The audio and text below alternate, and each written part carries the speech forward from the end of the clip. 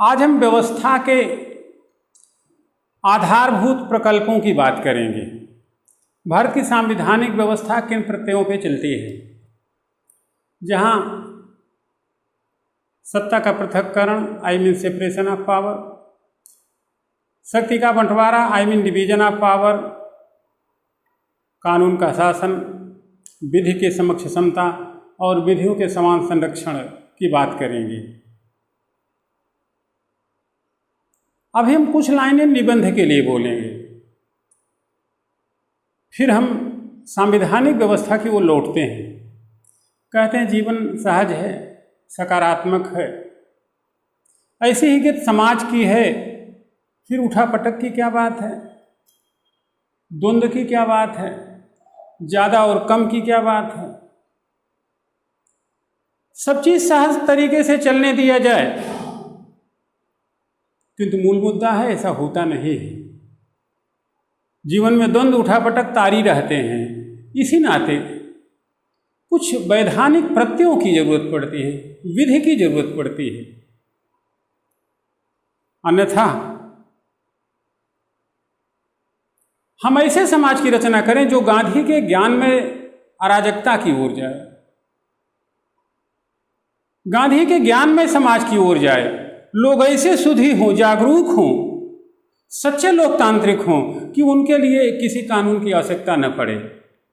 चूंकि ऐसे समय की परिकल्पना करना थोड़ी मुश्किल है, इस नाते व्यवस्था के संचालन के लिए कानून की जरूरत पड़ती है और कानून के लिए कुछ सारभूत मुद्दों की जरूरत पड़ती है।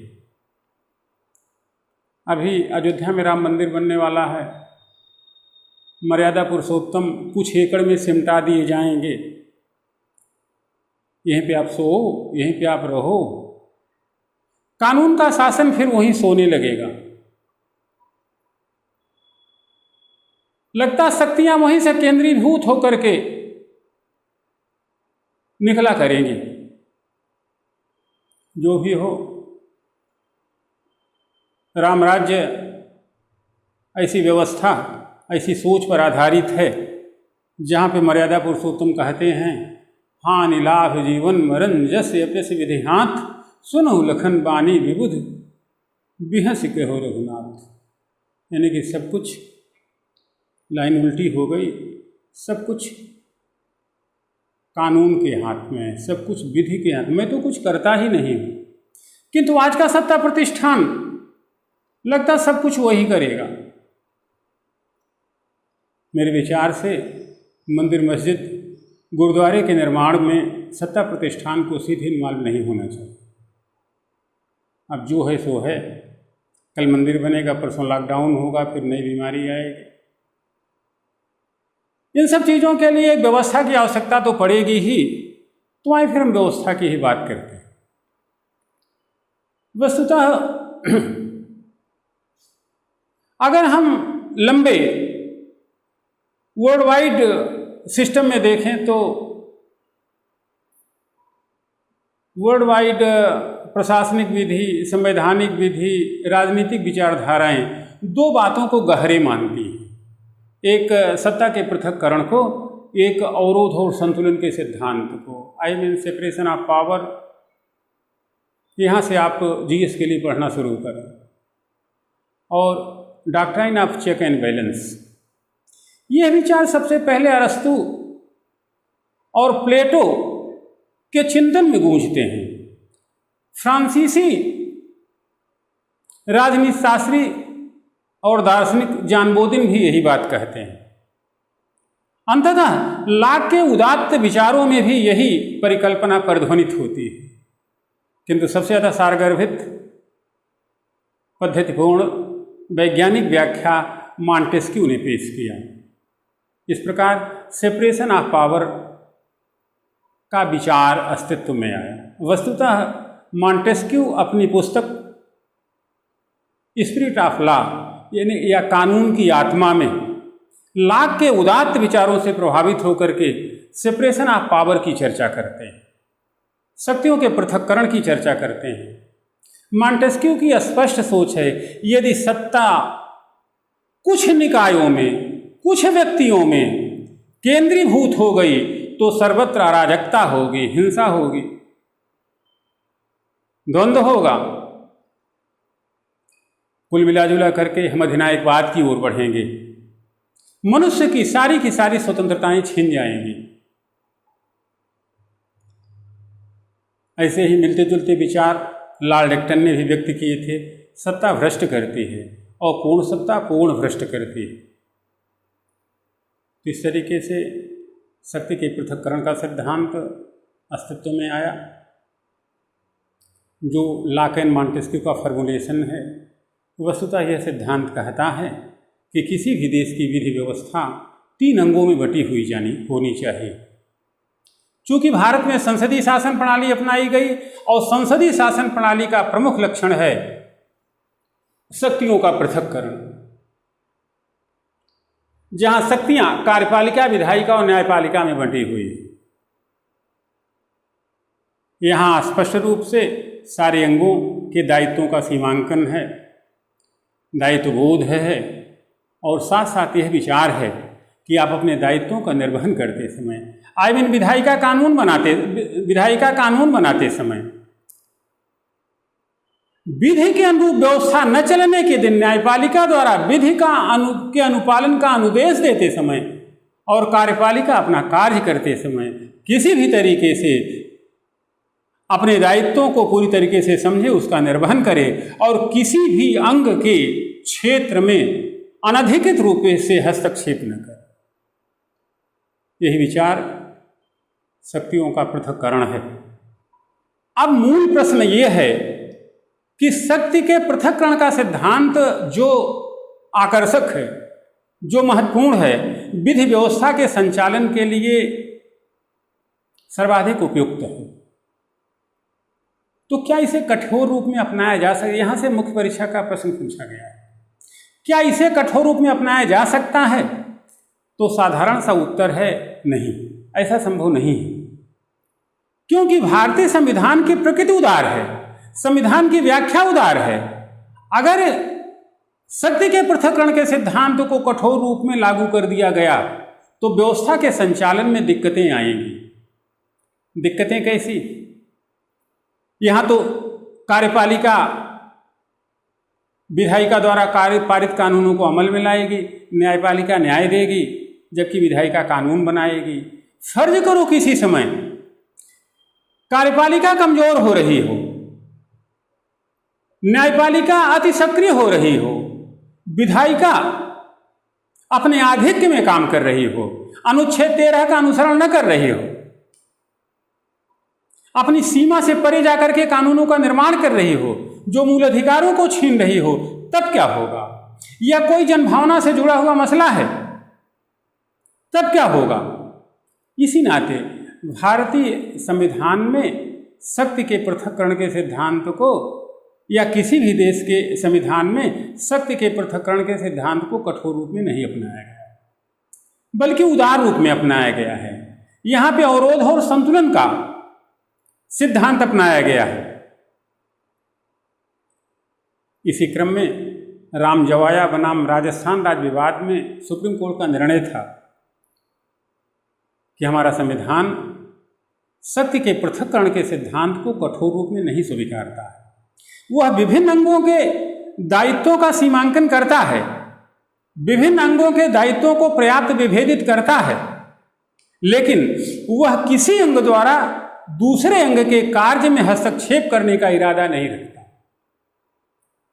प्रसिद्ध राजनीति शास्त्री फ्रीडमैन भी यही बात कहते हैं कि यदि न्यायपालिका को कार्यपालिका और विधायिका से पर्याप्त विभेदित न किया गया तो मनुष्य की किसी भी तरीके की स्वतंत्रता बची नहीं रही। वैसे भी कठोरता हमारी व्यवस्था का सच नहीं है, हमारे संविधान का सच नहीं है।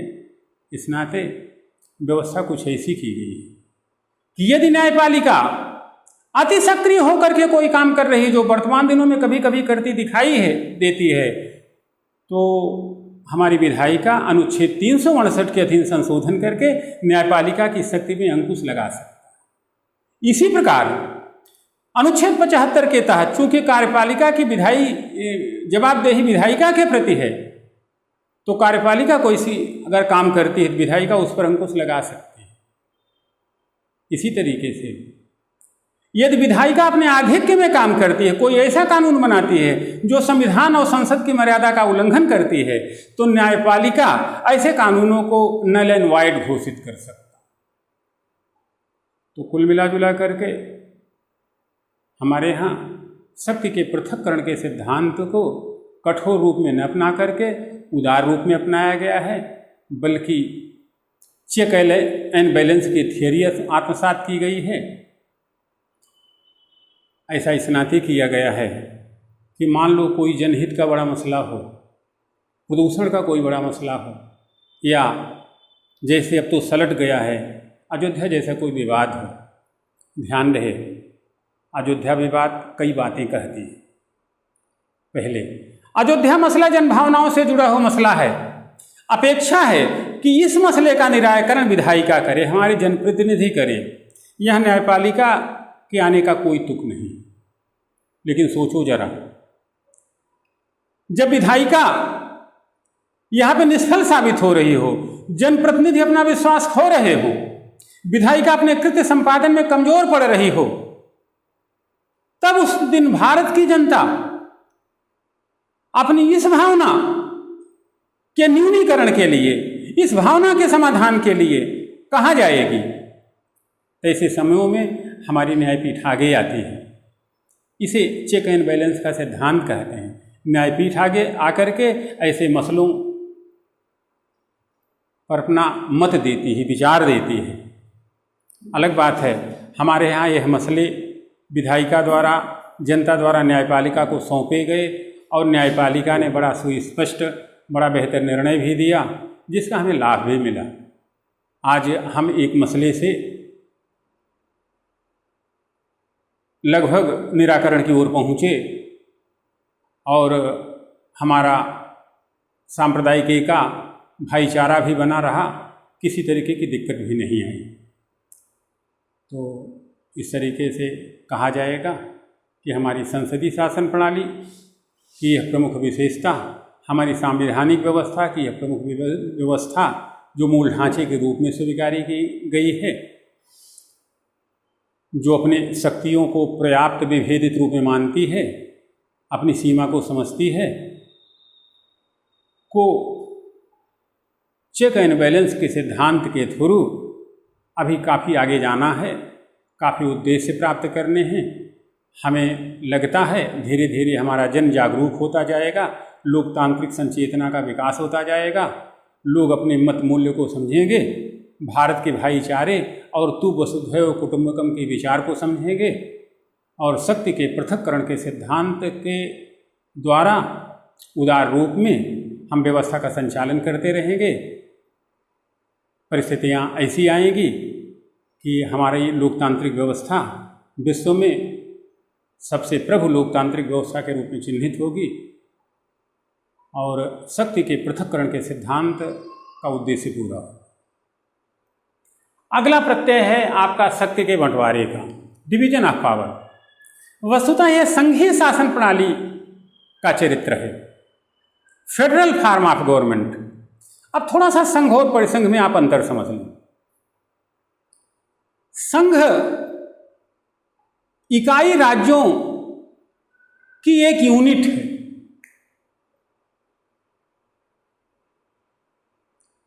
जहां पे सत्ता केंद्र और राज्य के बीच में बटी हुई होती है, दिल्ली और लखनऊ, दिल्ली और पटना, दिल्ली और भुवनेश्वर इत्यादि में। और उद्देश्य होता है कि केंद्र और राज्य साथ साथ मिलकर के काम करेंगे। संविधान में केंद्र और राज्य के लिए अलग अलग सूची, अलग अलग दायित्व, अलग अलग कृत्य सौंपे गए हैं। वहां शक्तियों का बंटवारा है। केंद्र किसी भी प्रकार के राज्य के कृत्य में हस्तक्षेप नहीं करेगा, यही काम राज्य केंद्र के संदर्भ में करेगा। हाँ, अगर कोई विवाद होगा तो स्वतंत्र न्यायपालिका, जहाँ पे सर्वोच्च न्यायपीठ प्रभावकारी होगी, इस मसले की सुनवाई करेगी। केंद्र किसी भी क्रम में राज्य की शक्तियों को कम नहीं करेगा। राज्य भी अपनी स्वायत्तता का स्वच्छंदता के स्तर तक उपयोग नहीं करेंगे, इस तरीके से केंद्र राज्य बने रहेंगे और हमारी वर्तमान सरकार पहले टर्म में आने के ही दिन सहकारी परिसंघवाद, कोऑपरेटिव फेडरलिज्म, जिसका अर्थ है राष्ट्रीय एकता के साथ क्षेत्रीय स्वायत्तता का समावेशन का उद्देश्य पूरा होगा। अब रही बात परिसंघ वस्तुतः क्षणिक क्षणभंगुर इकाई है जो किसी उद्देश्य के लिए आपस में मिलती है और उद्देश्य इनका कोई लिखित संविधान नहीं होता है और एक विशेष उद्देश्य के लिए जुटते हैं। विशेष उद्देश्य प्राप्त करने के बाद ये अलग भी हो सकते हैं। जैसे स्वतंत्रता संघर्ष के दिनों में मराठा परिसंघ इत्यादि बने हुए थे। इस तरीके से संघ और परिसंघ हमारी संघीय व्यवस्था के दो स्तंभ हैं, जहाँ जैसी परिस्थितियाँ उस तरीके से काम करना शुरू कर देते हैं। तो भारत की संघीय शासन प्रणाली भी मूल ढांचे की कोटि में आती है। अब हम थोड़ा सा मूल ढांचा और अनुच्छेद 13 आपको बता देते हैं। मूल ढांचे की अवधारणा वस्तुतः 1973 में केशवानंद भारती विवाद से अस्तित्व में आई। यह सुप्रीम कोर्ट का या प्रधान न्यायपीठ का एक विशिष्ट अभिकल्पन रहा, स्पेसिफिक फार्मूलेशन रहा या विशेष विचार रहा।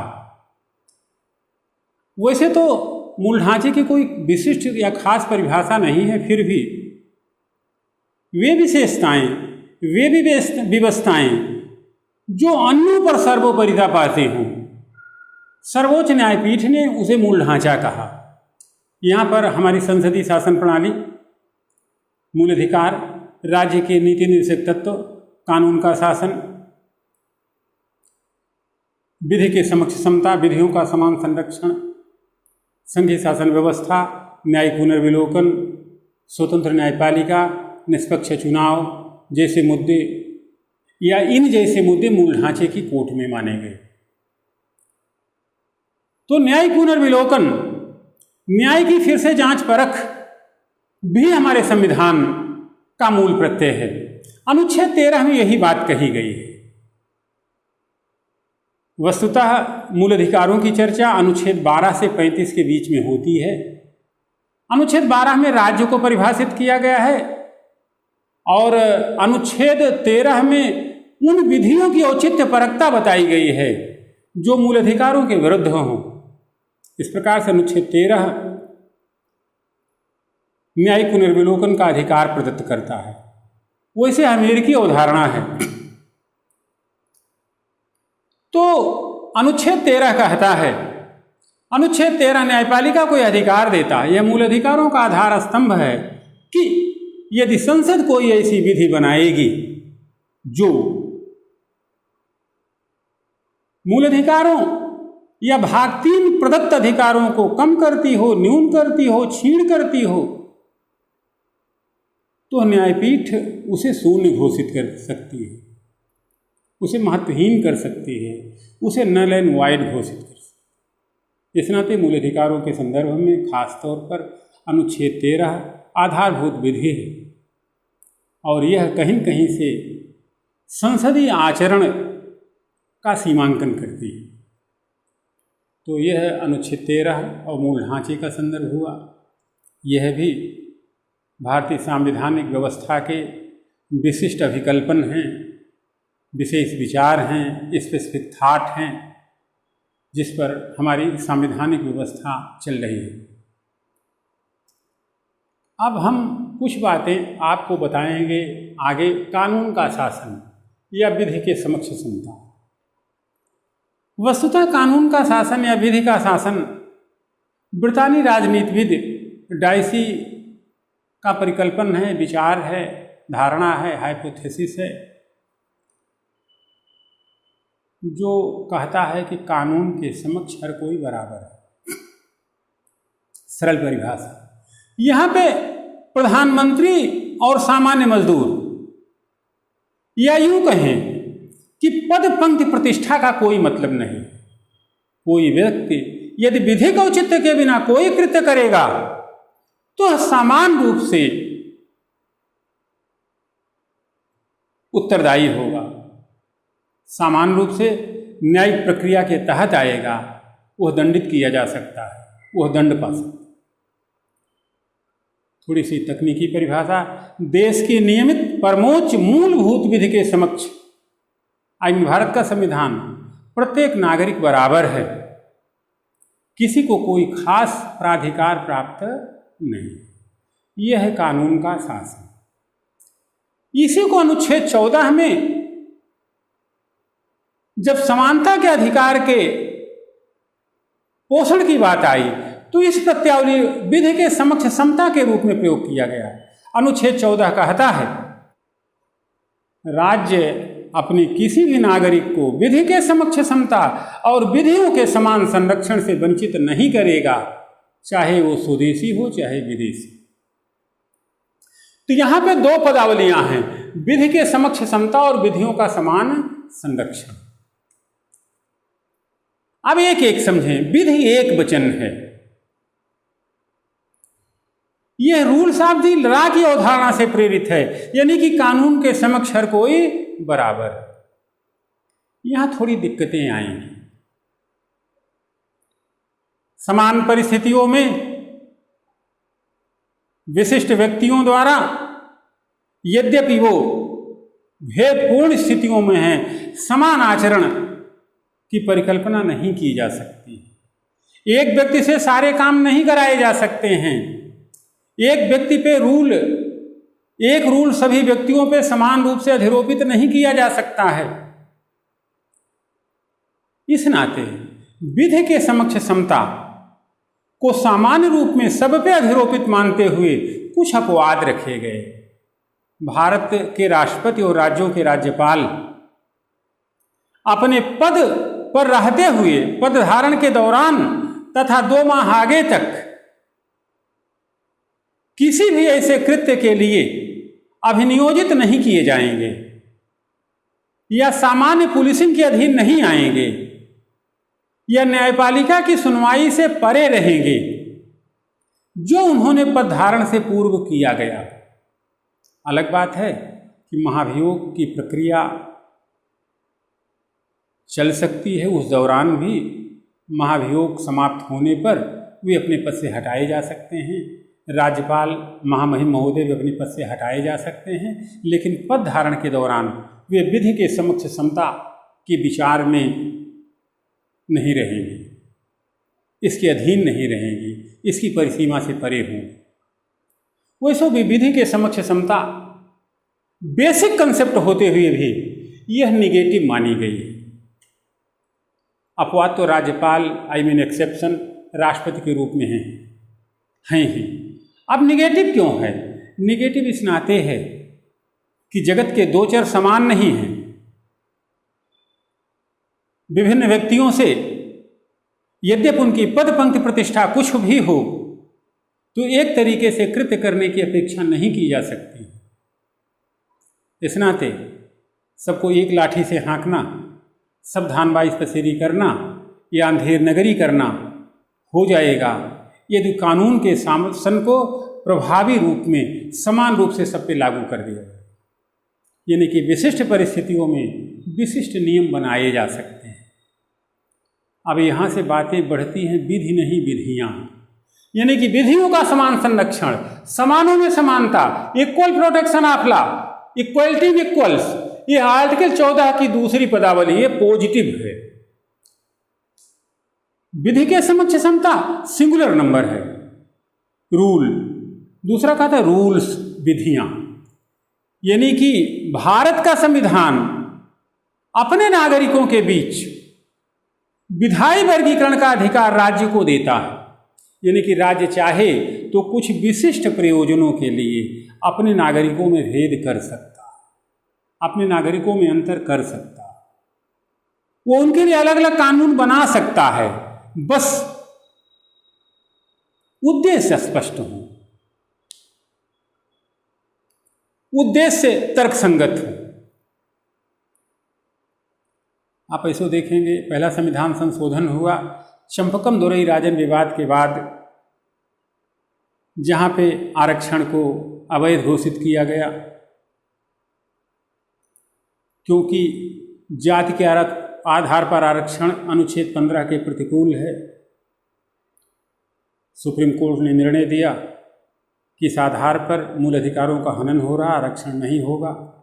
तो संसद ने पहला संविधान संशोधन किया, अनुच्छेद 15 में खंड 3 और 4 जोड़ दिया और कहा गया कि खास परिस्थितियों के लिए गरीब और वंचित वर्ग के हितों के संरक्षण के लिए राज्य चाहे तो अपने नागरिकों में भेद कर सकती है, आरक्षण दे सकती है, महिलाओं के लिए विशेष व्यवस्था बना सकती है, अपंगों के लिए, वंचितों के लिए, अशक्तों के लिए, वृद्धों के लिए, बच्चों के लिए कोई खास कानून बना सकता, ऐसा हो सकता।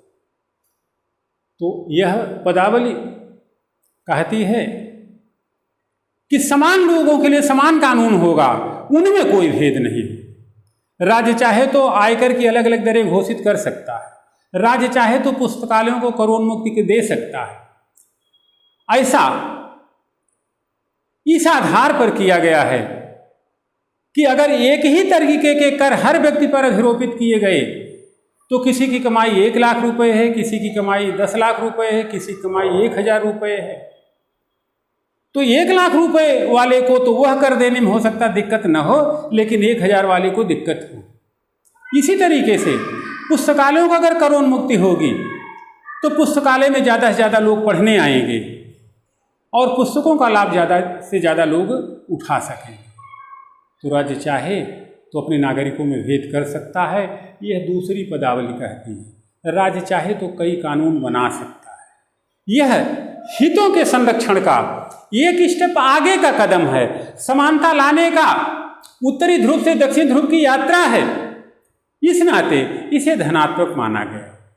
वैसे पहली और दूसरी पदावली में कोई खास भेद नहीं है। अनवर अली विवाद में तत्कालीन प्रधान न्यायाधीश पतंजल शास्त्री कहते हैं कि दोनों पदावलियों का अंतर आपस इतना उलझा हुआ है, दोनों को एक करके नहीं देखा जा सकता। फिर भी कुछ बातें कही जा सकती। एक सिंगुलर नंबर है एक व्यक्ति के लिए, एक प्लूरल नंबर है सभी व्यक्ति के लिए। एक वर्तमान है तो दूसरी भविष्य, एक विधि है तो दूसरी व्यवस्था, एक संस्कृति है तो दूसरी सभ्यता, एक है तो दूसरी होनी चाहिए। ध्यान रहे, व्यवस्था होनी चाहिए पर चलती। पहली पदावली वर्तमान है तो दूसरी पदावली भविष्य है। पहली पदावली होगी कि देश में कानून का शासन होगा। दूसरी पदावली कहती है राज्य कोई ऐसी विधि नहीं बनाएगा जो नागरिकों के अधिकारों को न्यून छीण करती हो, कम करती हो। राज्य किसी का पक्ष नहीं लेगा, वह किसी को लाभकारी स्थिति में नहीं डालेगा। तो इस तरीके से विधि के समक्ष समता और विधियों के समान संरक्षण के अंतर को देखने का प्रयत्न करना चाहिए। है और होनी चाहिए के संदर्भ में, वर्तमान और भविष्य के संदर्भ में, एक कदम आगे बढ़ने के संदर्भ में वस्तुतः दोनों पदावलियाँ एक दूसरे से जुड़ी हुई है। हाँ, यह जो वर्गीकरण का मुद्दा है, वर्गीकरण का मुद्दा 2 बातों पे जरूर आधारित होना चाहिए। पहला, विशिष्टता, विभिन्नता, वैशिष्ट्य, अंतर स्पष्ट दिखे। दूसरी बात, जिस उद्देश्य के लिए वर्गीकरण किया गया हो उससे वर्गीकरण का उद्देश्य तर्कसंगत तरीके से समायोजित हो, तर्कसंगत तरीके से फिट हो। तो इस तरीके से ये दोनों पदावलियाँ समानता के अधिकार के पोषण के लिए कही गई हैं। आगे चिरंजीत लाल चौधरी धीरेन्द्र बनाम लीगल रिमेम्बरेंस विवाद में भी सुप्रीम कोर्ट ऐसी ही बातें कहता है कि समता के अधिकार का ये अर्थ नहीं है कि सभी लोगों को समान कर दिया जाए, यद्यपि उनकी पद पंक्ति प्रतिष्ठा कुछ भी क्यों न हो। भिन्न भिन्न परिस्थितियों में प्रत्येक व्यक्ति से भिन्न भिन्न कार्यों की अपेक्षा की जाती है, आगे बढ़ने की बात होती है। तो इसी तरीके से हमें विधि के समक्ष समता और विधियों के समान संरक्षण को देखना है। हाँ, यहाँ पे समानों में समानता। एक वर्ग जो वर्गीकरण किया गया है, वर्गीकृत किया गया है, अगर वह बी वर्ग में है तो बी वर्ग के लोगों में कोई भेद नहीं। हमने प्रोफेसर का एक स्टैंडर्ड रखा, रीडर का, लेक्चरर का। तो प्रोफेसर, लेक्चरर, रीडर में अंतर हो सकता है, लेकिन रीडर के बीच में कोई अंतर नहीं होगा। वो चाहे हिंदी विभाग का हो और चाहे वह फिजिक्स डिपार्टमेंट, सचिव होगा, चाहे ऊर्जा का हो और चाहे पर्यावरण, चाहे गृह हो। तो इस तरीके से विधि के समता और विधियों के समान संरक्षण को आप समझने का प्रयत्न करें। अनुच्छेद 14 के थ्रू ये भारतीय संविधान की आत्मा है। भारतीय संविधान इसी पे अपनी भूमिका, अपने स्वरूप अवधारित करता है। पहली पदावली मूलभूत है, दूसरी पदावली उसकी चलनसारिता है, उसका डेवलपमेंट है, आगे बढ़ने की प्रेरणा है। सरलीकरण ये है कि एक ओर कानून का शासन हो, दूसरी ओर राज्य ऐसी विधि बनाए जो समान लोगों के लिए समान हो। राज्य किसी का पक्ष न ले, राज्य किसी को लाभकारी स्थिति में न डाले। राज्य संसद, राज्यों के विधानमंडल ऐसे कानून बनाए जिससे विधि व्यवस्था तो चले ही चले और साथ साथ अधिकतम लोगों का अधिकतम कल्याण हो, सबके पक्ष में व्यवस्था का लाभ पहुँचे। व्यवस्था के लाभ से गरीब और अमीर का कोई भेद नहीं। यह प्रत्यय वस्तुतः, ये सिद्धांत वस्तुतः ऐसे ही उद्देश्य की पूर्ति के लिए भारतीय संविधान में रखे गए हैं और इन उद्देश्यों की पूर्ति करके ही हम आगे बढ़ सकते हैं, संविधान को आगे बढ़ा सकते हैं, देश को आगे बढ़ा सकते हैं, समाज को।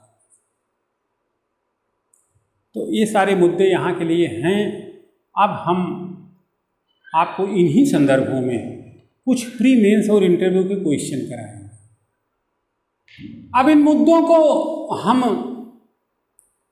प्रारंभिक परीक्षा, मुख्य परीक्षा, निबंध और साक्षात्कार में परिवर्तित करेंगे। आप कलम और पेंसिल लेके बैठ जाएं, कलम और कागज, इन क्वेश्चन को नोट करें, आंसर करें। जैसे प्रारंभिक परीक्षा का क्वेश्चन आप इसी में से रेज करें।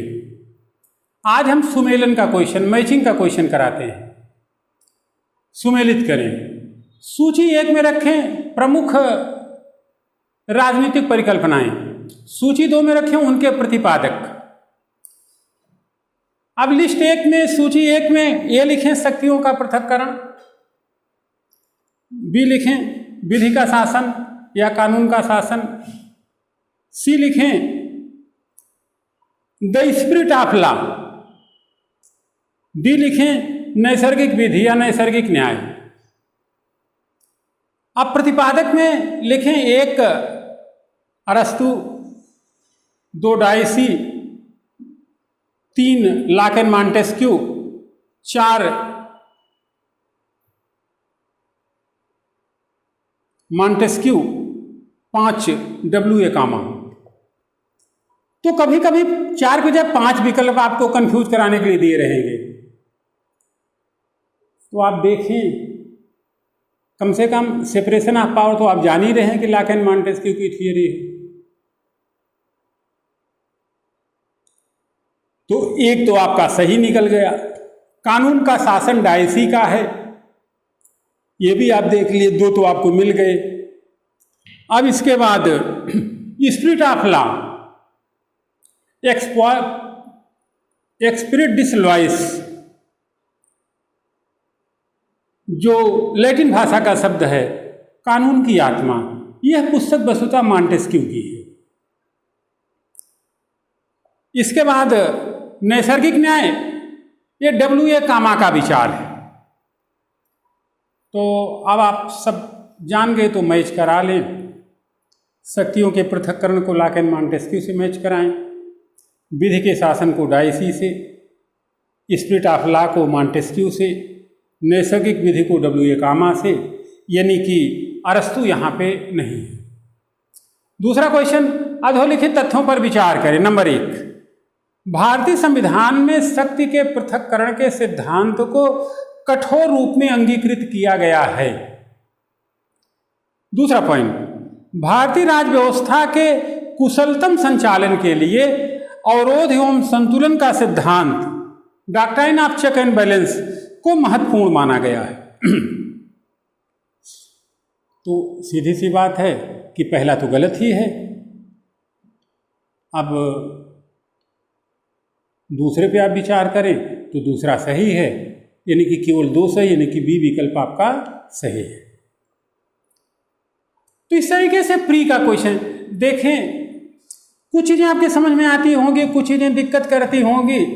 अभी हम डेमो टाइप की बातें आपसे बता रहे हैं, निःशुल्क कक्षाएँ हैं, बीच बीच की पढ़ाई है, हो सकता है आपको समझने में कोई दिक्कत हो रही हो, लेकिन वह दिक्कतें धीरे धीरे आपकी सॉल्व होंगी, कोई परेशान होने की ज़रूरत नहीं है। परीक्षा स्टैंडर्ड है तो थोड़ी सी मेहनत तो ज़्यादा करनी पड़ेगी, ये तो आपको अपने दिमाग में रखना पड़ेगा। तो इसी तरीके से आप क्वेश्चन निकालें प्री का। अब आप इसी से मेंस की ओर बढ़ें तो निबंध की टॉपिक देखें। आज हम कानून के शासन की बात करते हैं, विपक्ष गुंडा राज की बात करता है, जंगल राज की बात करता है, विधियों का अपने पक्ष में उपयोग हो रहा है, कहने के लिए सत्ता का पृथक्करण है, किंतु सत्ता कुछ जगहों पे केंद्रीभूत हो रही है। केंद्रीय सत्ता अपने आप को ज़्यादा प्रभु महसूस कर रही है, कभी कभी तो अधिनायक बात तक की बात आ जाती है, सामने चर्चा हो जाती है, फासिज्म की चर्चा हो जाती है।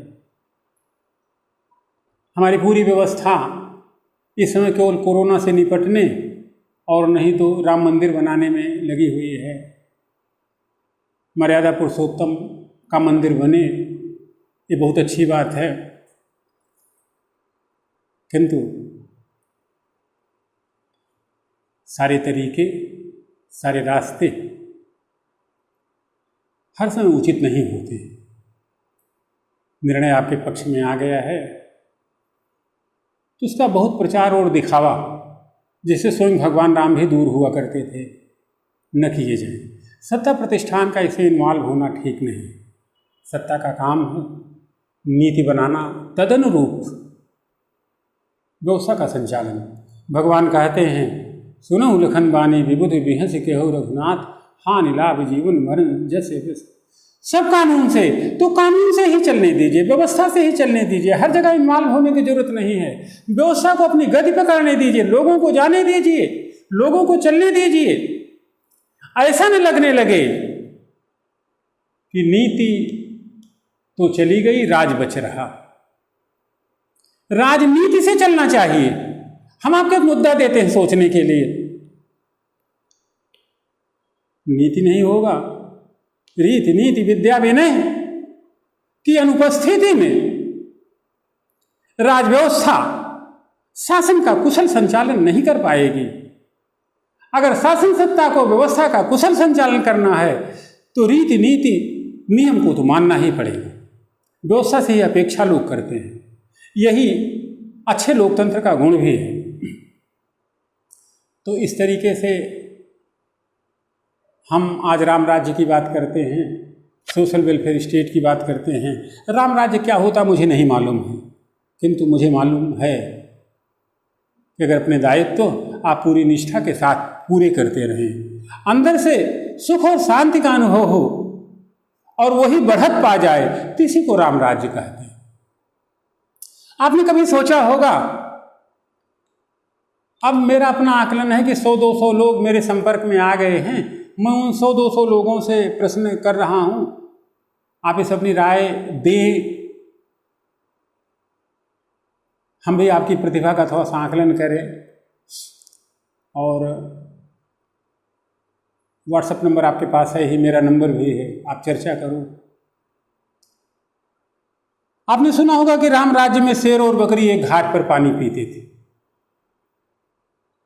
तो एक बात बताओ भैया, कि शेर और बकरी जब एक घाट पर जाएंगे तो बकरी को तो शेर खा जाएगा। तो ये संभव कैसे होता रहा होगा? आखिर इस मिथक के पीछे क्या दर्शन है? इस मिथक की क्या वास्तविकता है?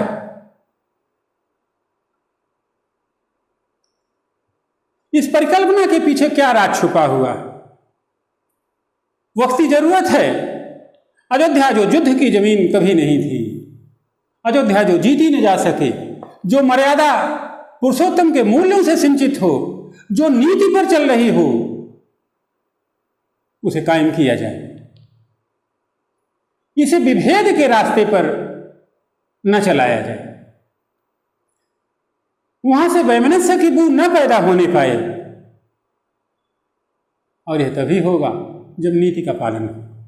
तो निबंध के टॉपिक हम आपको देते हैं, नीति चली गई, राज बच रहा। सर्वत्र आज सत्ता प्रतिष्ठान का अनुभव होता है, बस जो ग्लैमराइज्ड है, जो सर्वशक्ति संपन्न दिखाई देता है, जहां लगता है कि वही सब कुछ है, बाकी कुछ नहीं। इन सब मुद्दों को आलोक में रख करके आप निबंध लिखें, नीति चली गई, राज बच रहा। अब मुख्य परीक्षा का एक क्वेश्चन है जो IAS 2016 या 17 में पूछा गया है, हम उसको इसी के आधार पर सॉल्व करवा देते हैं। और वस्तुतः इसी प्रश्न को सॉल्व करवाने के लिए हमने आपको इतना बताया भी। प्रश्न है, क्या आपके विचार से भारत का संविधान शक्तियों के पृथक्करण के सिद्धांत को कठोर रूप में स्वीकार नहीं करता है, बल्कि यह नियंत्रण एवं संतुलन के सिद्धांत पर आधारित है? व्याख्या कीजिए। In English, do you think constitution of India does not accept principle of strict separation of power, rather it is based on the principle of check and balance? Explain. थोड़ी अंग्रेजी जानना चाहिए, थोड़ी अंग्रेजी सीखना चाहिए। अब हम आंसर लिखा रहे हैं पढ़ाई गई बातों के आधार पर, इसे आप नोट करें। देखिए, लिखने का तरीका है। क्या भारत का संविधान शक्ति के पृथक्करण के सिद्धांत को कठोर रूप में स्वीकार नहीं करता है? तो सीधी सी बात नहीं करता है, तो आप लिखें हाँ से शुरू, टू द पॉइंट आएं, विषय से निकटता बनाएं, जो पूछा गया वही लिखें, हाँ कामा लगाएं। हम कह सकते हैं कि हमारे संविधान की उदार प्रकृति के दृष्टिगत, कामा, यहाँ शक्ति के पृथक्करण के सिद्धांत सिंगल कामा में को कठोर रूप में नहीं अपनाया गया है,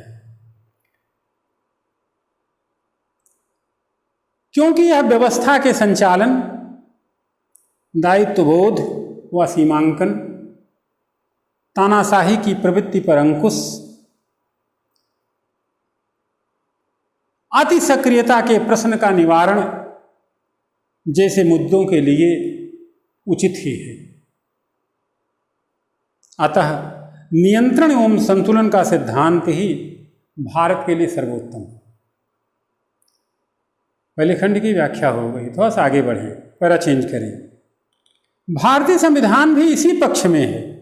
अनुच्छेद 13, 32, 131, 136, ब्रैकेट लिखें न्यायिक पुनर्विलोकन। इन अनुच्छेदों का संबंध न्यायिक पुनर्विलोकन से। अनुच्छेद 32 को भारत के संविधान का आत्मा कहा गया है। अनुच्छेद 75, कार्यपालिका का विधायिका के प्रति जवाबदेही।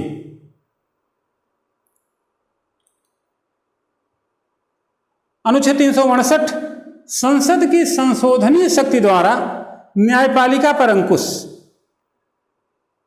मूल ढांचा विवाद, केशवानंद भारती मसला, ब्रैकेट में 42वां और 44वां संविधान संशोधन ऐसे ही उदाहरण हैं जो चेक एंड बैलेंस पर आधारित है। लास्ट पैरा, वैसे भी भारत का संविधान जनसंप्रभुता की बात करता है। यहां पर विधि द्वारा शासित सरकार है, संसदीय प्रभुता व न्यायिक सर्वोच्चता के बीच समन्वय है, कार्यपालिका की जवाबदेही है। अतः किसी अंग का आधिक्य या न्यूनता में काम करना संविधान की भाषा वो आत्मा के विरुद्ध होगा। अतः संतुलन और नियंत्रण का सिद्धांत ही भारत के लिए ठीक है।